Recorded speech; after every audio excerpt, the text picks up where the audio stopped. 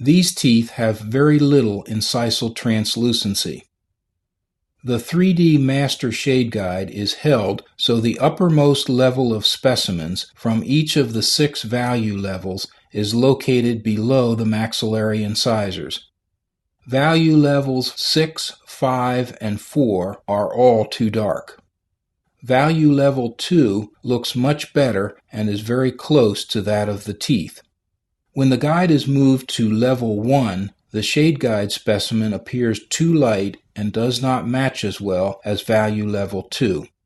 The 0 level specimens are even lighter and not suitable.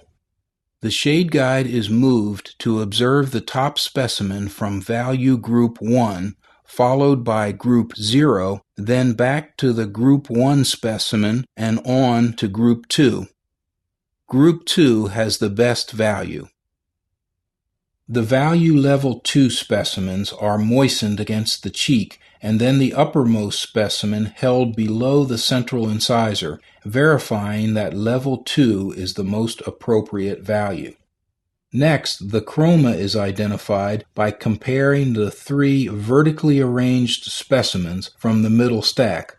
The uppermost specimen, shade 2M1, appears to closely match the central incisor.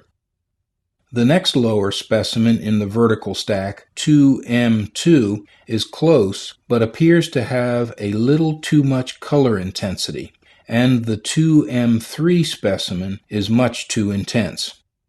The 2M1 and 2M2 specimens are compared to verify that 2M1 is the best of the 2 choices.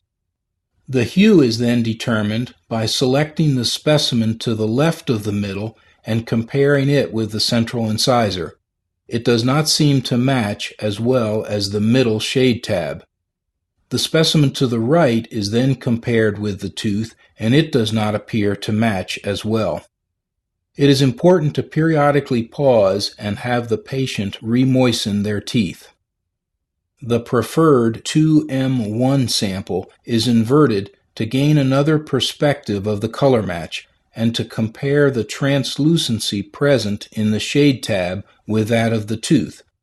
A digital image of this inverted relationship will help the dental laboratory technician in developing the appropriate amount of incisal translucency in a crown.